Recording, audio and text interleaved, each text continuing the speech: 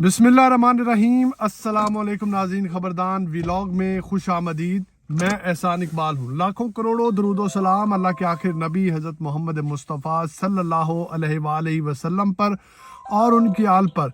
आज बड़ी अहम तरीन खबरें हैं और ऐसी खबरें हैं कि आप लोग दंग रह जाएंगे कि किस अंदाज से जो है मफरूर और इश्तिहारी को प्रोटोकॉल दिया जा रहा है और लोगों की आवाम की आंखों में धूल झोंकी जा रही है और मीडिया को अंडर एस्टिमेट किया जा रहा है।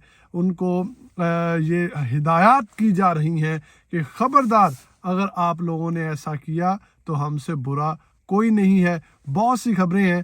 तो नवाज शरीफ साहब, आज जो 24 तारीख है, आज के दिन नवाज शरीफ साहब ने पेश होना था। ज़मानतें आज तक की थी। आज के दिन पेश हुए। किस अंदाज से उनको प्रोटोकॉल दिया गया, किस अंदाज से रेड कारपेट बिछाया गया, फूलों की पत्तियां निछावर की गई, अदलिया किस अंदाज से उनको फूलों के गुलदस्ते पेश कर रही थी। बड़ी अहम तरीन खबरें हैं। तो सबसे पहले मीडिया के बारे में बात कर लेते हैं। मीडिया को खबरदार कर दिया गया है कि खबरदार, अगर आप लोगों ने नवाज शरीफ को बुरा भला कहा या नवाज शरीफ के पिछले दौर पे कोई उंगली उठाई, हमने नवाज शरीफ को जो भी कहा, जो भी बातें हुई, उनको एक साइड पे रखें। अब से नया दौर शुरू हो रहा है। आप लोगों ने नवाज शरीफ की सिर्फ और सिर्फ तारीफ करनी है और नवाज शरीफ को सबसे पहले ऊपर रखना है। और कोई भी किसी ने गलत बात की नवाज शरीफ के बारे में, तो हमारे से बुरा कोई नहीं होगा। और नवाज शरीफ साहब जो है, अब मरी जो है वो चले गए हैं। वो उसी इमारत में चले गए हैं जहां पर बैठकर ये बातें की जाती थी कि नवाज शरीफ ने कौम के खिलाफ, रियासत के खिलाफ ये काम किया है। आप लोग, मीडिया वालों को कहा जाता था कि आप लोग अपनी आप जो है वो इसको हाईलाइट करें कि नवाज शरीफ ने क्या क्या मुल्क के साथ किया, इदारों के साथ क्या क्या किया। और अब नवाज शरीफ जो है वो लंदन जाके बैठ गया है। लेकिन अब वही इमारत है जहाँ पर मरी में नवाज शरीफ बैठे हैं और मीडिया को रोका जा रहा है कि खबरदार, आप लोगों ने नवाज शरीफ के बारे में कोई गलत बात, बुरी बात जो है वो नहीं करनी। दूसरी तरफ हफीजुल्लाह न्याजी साहब ने, उन्होंने कहा है कि नवाज शरीफ को जो है वो दोबारा से असम्बली में लाने के लिए 80 सीटें देने के लिए बंदोबस्त किया जा रहा है, मैनेजमेंट की जा रही है, तोड़ फोड़ की जा रही है।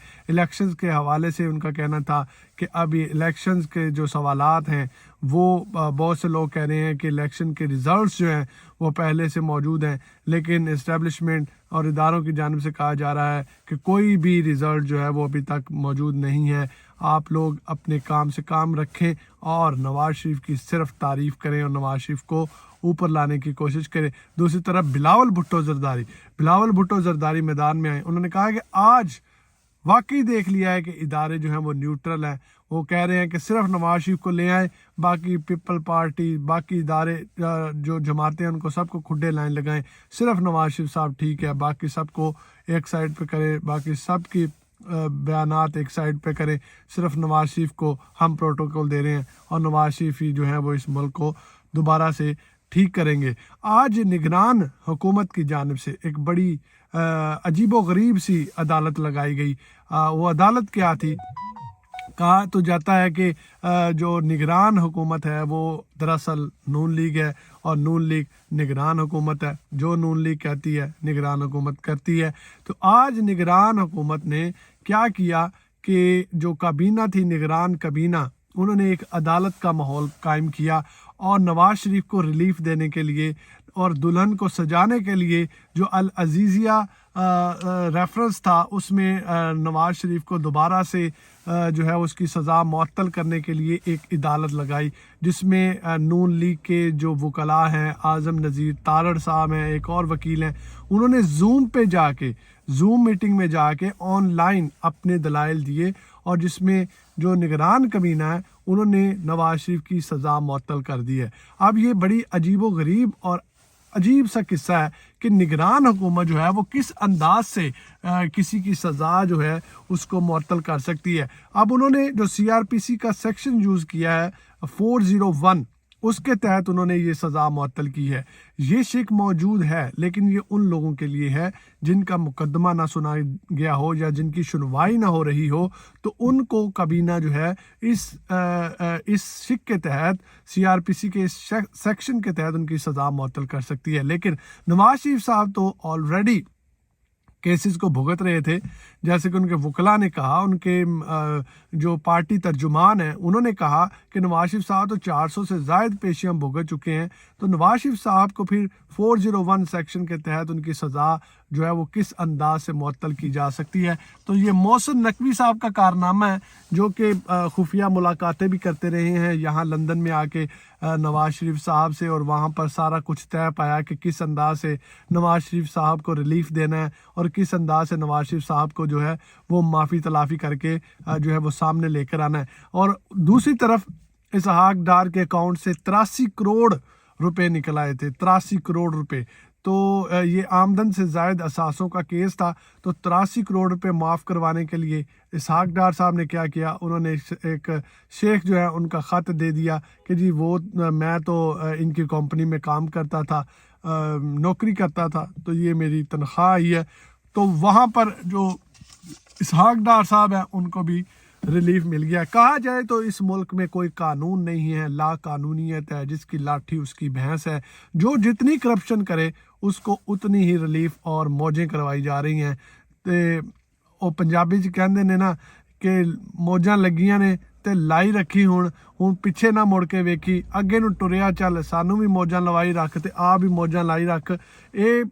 پنجابی دی ایک کہاوت ہے، لیکن اگر ہم نگران کابینہ کی بات کریں تو نگران کابینہ جو ہے وہ کسی کی سزا جو ہے وہ معطل نہیں کر سکتی۔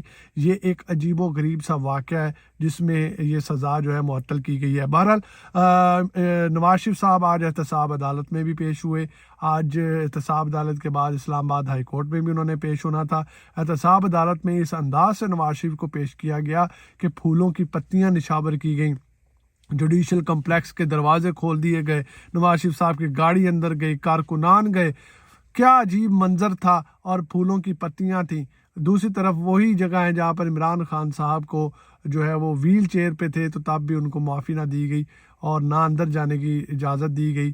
تو یہ تمام تر معاملات ہیں کہ ادارے ایک شخص کی ضد میں پوری ریاست کو پوری دنیا میں ذلیل و خوار کر رہے ہیں، کہ ایک شخص کے لیے 21 کروڑ 22 کروڑ عوام جو ہے ان کو پوری دنیا میں ذلیل کیا جا رہا ہے، عدلیہ کے نظام کو ذلیل کیا جا رہا ہے، صرف ایک شخص کی ضد میں کہ عمران خان کو دبانا ہے اور نواز شریف کو ہم نے لانا ہے۔ تو یہ تمام تر باتیں ہیں۔ دوسری طرف توشہ خانہ کیس کی اگر بات کی جائے تو کہا جاتا ہے کہ جی عمران خان صاحب نے تو گھڑی لی تھی جی، انہوں نے سیل کر دی، انہوں نے جو ہے وہ توشہ خانہ سے چیزیں چرائی، لیکن یہاں پر اگر دیکھیں تو میاں محمد نواز شریف صاحب نے ایک بلٹ پروف گاڑی لی ہے جس کی کوئی گنجائش نہیں، کوئی قانون نہیں ہے توشہ خانہ میں، لیکن اس پر بھی جو ہے نواز شریف صاحب کو کہا جا رہا ہے کہ کوئی مسئلہ نہیں ہے جی، آپ نے گاڑی لے لی ہے، کوئی بات نہیں ہے، آپ نے کچھ اور بھی لینا ہے کوئی بات نہیں ہے، آپ لیں، آپ عیش کریں، آپ کو کوئی نہیں پوچھنے والا۔ دوسری طرف عمران خان نے جو گھڑی لی وہ 50% اس کے پیسے ادا کی، قیمت ادا کی، اس کے بعد اس کو بیچا۔ تو یہ تمام تر باتیں ہیں کہ دوہرا معیار کس انداز سے ہے، پی ٹی آئی کو کس انداز سے کھڈے لائن لگایا جا رہا ہے اور نواز شریف صاحب کو دوبارہ سے ری لانچ کیا جا رہا ہے، کہ کس انداز سے ادارے یہ بتانا چاہتے ہیں کہ ہم جو چاہیں وہ کر سکتے ہیں، لیکن ملک کے لیے کچھ نہیں کر سکتے، ملک اور ریاست کو اس کے معیار کو اوپر کرنے کے لیے ہم کچھ نہیں کر سکتے۔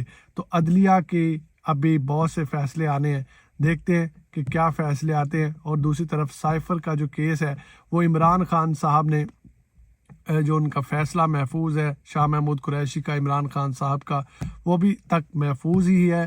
دیکھتے ہیں کہ کیا فیصلے آتے ہیں اور کیا بیتتی ہے اس ملک اور قوم کے ساتھ۔ اپنی دعاؤں میں یاد رکھیے گا، اس چینل کو سبسکرائب کر لیں۔ خدا حافظ۔